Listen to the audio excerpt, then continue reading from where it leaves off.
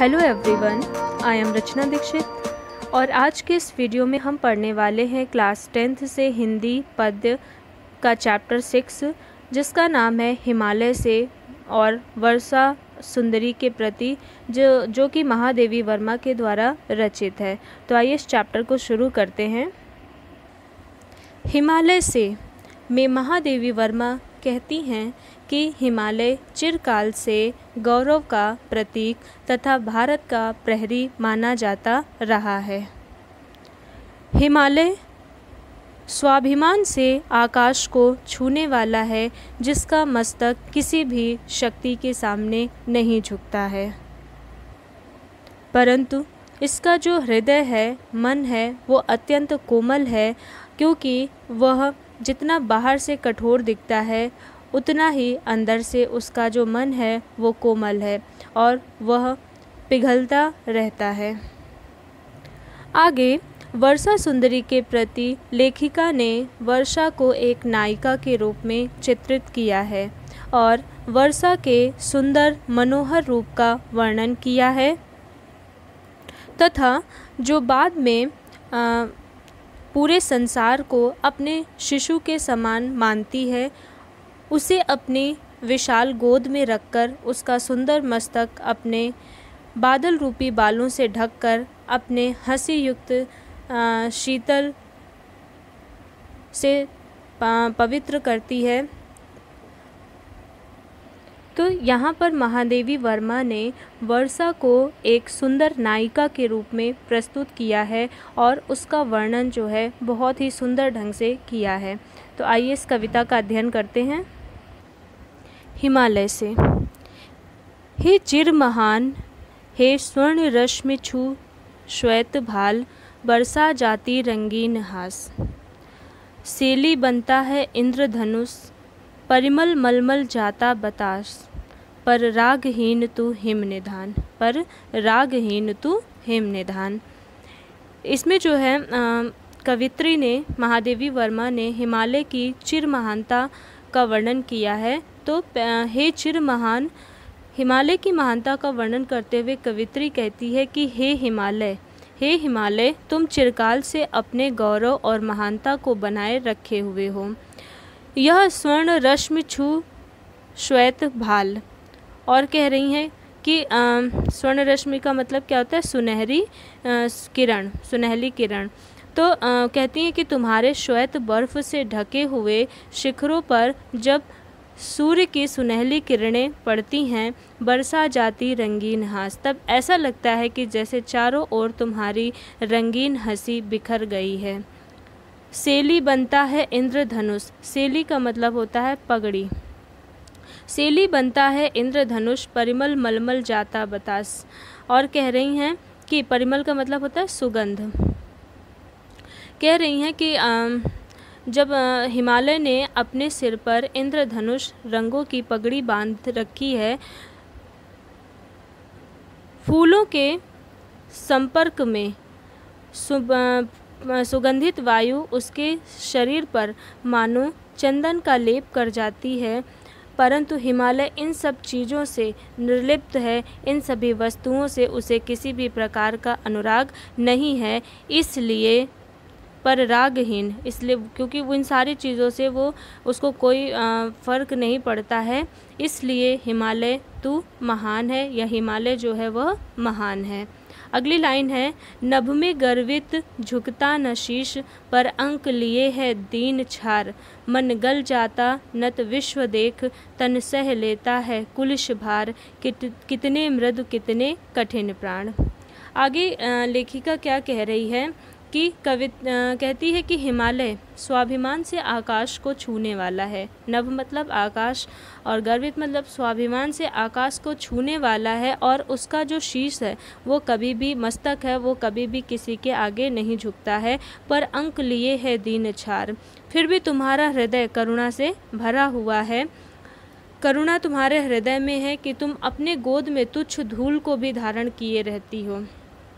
मन गल जाता नत विश्व देख, और कहते हैं कि संसार को अपने चरणों में झुका देखकर तुम्हारा कोमल हृदय पिघल कर सरिताओं के रूप में सरिताओं के रूप में प्रवाहित होने लगता है, तन सह लेता है कुलिश भार। और हे हिमालय, तुम अपने शरीर पर व्रज के आघात को सहकर भी विचलित नहीं होते हो। कितने मृदु, कितने कठिन प्राण। इस प्रकार तुम हृदय से कोमल और शरीर से कठोर हो। टूटी है तेरी कब समाधि, झंझा लौटे सतहार हार। बह चला दुर्गों से किंतु नीर, सुनकर जलते कण की पुकार। सुख से विरक्त दुख में समान।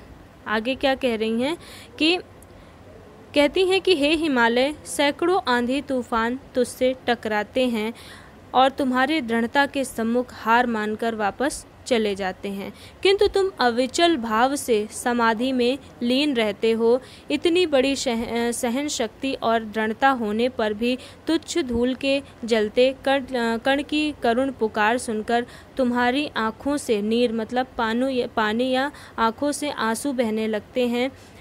जलते हुए कर्ण की पुकार सुनकर तुम्हारे आँखों से आंसू बहने लगते हैं और तुम में दृढ़ता है और हृदय में कोमलता भी है।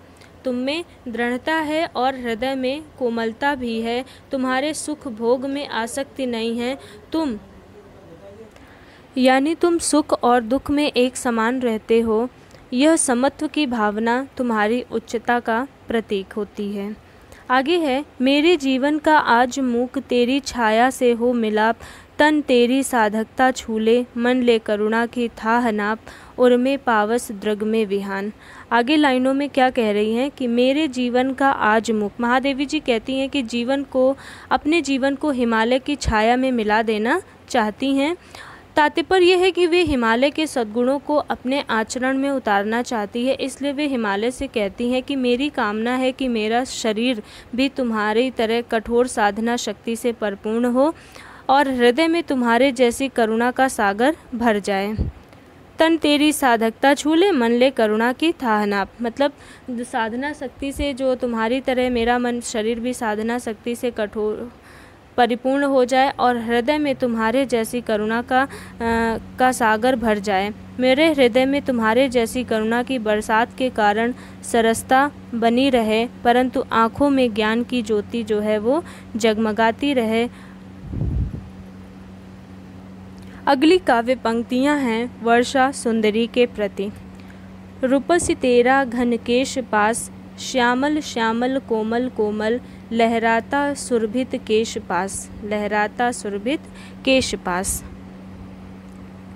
कवित्री जो है वर्षा सुंदरी को संबोधित करती हुई कहती है कि हे वर्षा सुंदरी, तेरा बादल रूपी काले काले बालों का समूह जो है, केश मतलब बाल, जो काले पाश का मतलब बालों का जो समूह होता है, तो तेरा बादल रूपी काले काले बालों का समूह अत्यधिक सुंदर है।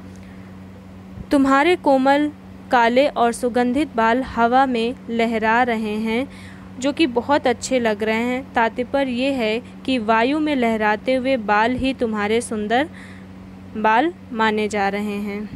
अगला है, नभ गंगा की रजत धार में धो आई क्या इन्हें रात। कंपित है तेरे सजल अंग, सेहरा सा तन है सद्य स्नात। भीगी अलकों के छोरों से चूती बूंदे कर विविध लास। रूपस तेरा घनकेश पास। नभ गंगा की रजत धार में कवित्री पूछती है कि हे वर्षा सुंदरी, क्या तुमने अपने इन बालों को रात में आकाश गंगा की चांदी के समान उजली जलधारा में भिगोकर आई हो या धोकर आई हो। कंपित हैं तेरे सजल अंग, क्योंकि तुम्हारे संपूर्ण अंग जल में भीगे होने के कारण शीत से यानी ठंड से कांप रहे हैं। तुम्हारे रोमांचित और शरीर को देखकर ऐसा लग रहा है जैसे तुम अभी स्नान करके आई हो। भीगी अलकों के छोरों से, क्योंकि तुम्हारे भीगे बालों की से जल की बूंदें नृत्य करती हुई नीचे टपक रही हैं। वर्षा सुंदरी, तुम्हारे बादल रूपी घने बालों का समूह बहुत ही सुंदर प्रतीत हो रहा है। सौरभ भीना झीना गीला, लिपटा मृदु अंजन सा दुकूल। चल अंचल से झरझर झरते पथ में जुगनू के स्वर्ण फूल, दीपक सा देता बार बार तेरा उज्ज्वल चितवन विलास, रूपसी तेरा घन केश पास। आगे कवित्री कहती है कि हे वर्षा रूपी नायिका, तुमने बादलों के रूप में एक सुगंधित पारदर्शक कुछ गीला एवं हल्का काले रंग का झीना रेशमी वस्त्र पहन रखा है। आकाश में चमकने वाले जुगनू ऐसे लग रहे हैं जैसे मानो तुम्हारे हिलते हुए आंचल से मार्ग में सोने के फूल झर रहे हों। बादलों में चमकती बिजली ही तुम्हारी जो उज्ज्वल चितवन है। जब तुम अपनी ऐसी सुंदर दृष्टि किसी पर डालती हो तो उसके मन में प्रेम के दीपक जो है जगमगाने लगते हैं। हे रूपवती वर्षा सुंदरी, तुम्हारी बादल रूपी केश राशि अत्यधिक सुंदर लग रही है। यहाँ पर सौरभ का मतलब है सुगंध, भीना का अर्थात सुरभित होना, झीना मतलब पतला, अंजन किसको बोला गया है? काजल को। दुकुल रेशमी वस्त्र, दुकुल जो है वो रेशमी वस्त्र को बोला गया है। और चल मतलब चलायमान, और जुगनू के स्वर्ण फूल, जुगनू रूपी सुनहरे फूल, चितवन विलास यानी दृष्टि की जो भंगिमा होती है उसको बोला गया है चितवन विलास। आगे की पंक्तियां हैं, उच्छ्वसित वक्ष पर चंचल हैं बक पांतों का अरविंद हार, तेरी निश्वासें छू भूको बन बन जाती मलयज बयार, केकी रव की नुपुर ध्वनि सुन जगती जगती की मूक प्यास, रूपसी तेरा घन केश पास। आगे की लाइनों में कवित्री कह रही है कि हे वर्षा रूपी सुंदरी, तुम्हारी सांस लेने के कारण जो है तुम्हारी जो छाती है वो आकाश में उड़ते हुए बगलों की पंक्तियों रूपी श्वेत कमलों का हार हिलता हुआ मालूम पड़ रहा है। जब तुम्हारे मुख से निकली बूंद रूपी सांसें पृथ्वी पर, भू मतलब पृथ्वी पर गिरती हैं तो उसके पृथ्वी के स्पर्श से उठने वाली एक प्रकार की महक जो होती है वो वायु के समान प्रतीत होती है। बयार मतलब वायु, हवा के समान प्रतीत होती है। और केकी रव की नुपुर ध्वनि, तुम्हारे आगमन पर चारों ओर नृत्य करते हुए मोरों की मधुर ध्वनि सुनाई पड़ती हैं। केकी रव की नुपुर ध्वनि, और इसके अलावा एक तो मोर की मधुर ध्वनि सुनाई पड़ती है जो कि तुम्हारे पैरों में बंधे हुए घुंघरू के समान मालूम पड़ती है, जिसको सुनकर लोगों के मन में मधुर प्रेम की प्यास जागृत हो जाती है।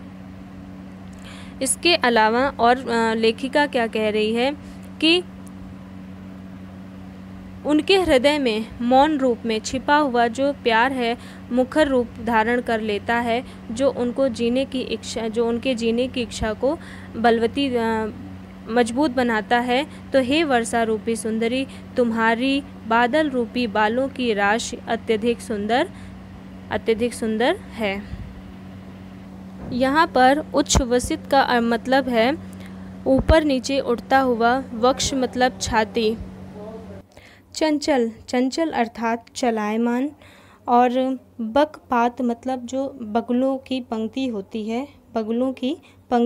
है। अरविंद किसको कहा गया? कमल को। निश्वास का मतलब है बाहर निकलने वाली श्वास। मलयज यहाँ पर किसको कहा गया है? मलय यानी जो चंदन के पर्वत से आने वाली। बयार किसको? वायु को कहा गया है। केकी रव मयूर की ध्वनि, मयूर की ध्वन। और नुपुर किसको कहते हैं? पायल को कहते हैं। जगती मतलब जागृत होती है। अगला है, इन स्निग्ध लटों से छा दे तन, पुलकित अंकों में भर विशाल, झुक सस्मित शीतल चुंबन से अंकित कर इसका मृदुल भाल, दुलरा देना बहला देना यह तेरा शिशु जग है उदास, रूपसी तेरा घन केश पास। कवित्री लेखिका क्या कह रही है कि वर्षा रूपी सुंदरी से आग्रह करती हुई कहती है कि हे वर्षा सुंदरी, तुम अपने कोमल बालों की छाया से इस संसार रूपी अपने शिशु को समेट लो, उसे अपने रोमांचित एवं विशाल गोद में रखकर उसका सुंदर मस्तक अपने बादल रूपी बालों से ढककर उसको प्रेम प्रदान करो। हे सुंदरी, तुम्हारे बादल रूपी बालों की छाया से मधुर चुंबन और दुलार से इस संसार रूपी शिशु का मन बहल जाएगा तो और उसकी जो उदासी है, शिशु की जो उदासी है वो दूर हो जाएगी। हे वर्षा रूपी सुंदरी, तुम्हारी बादल रूपी काली केश राशि बड़ी मोहक लग रही है। यहाँ पर अगर देखा जाए, स्निग्ध का मतलब क्या है? चिकनी, और पुलकित का मतलब होता है रोमांचित। सुस्मित मतलब मुस्कुराते हुए, अंकित चिन्हित, मृदुल का मतलब क्या है? सुंदर, दुलराना प्यार करना, और शिशुजग मतलब संसार रूपी बालक को कहा गया है। Thanks for watching this video.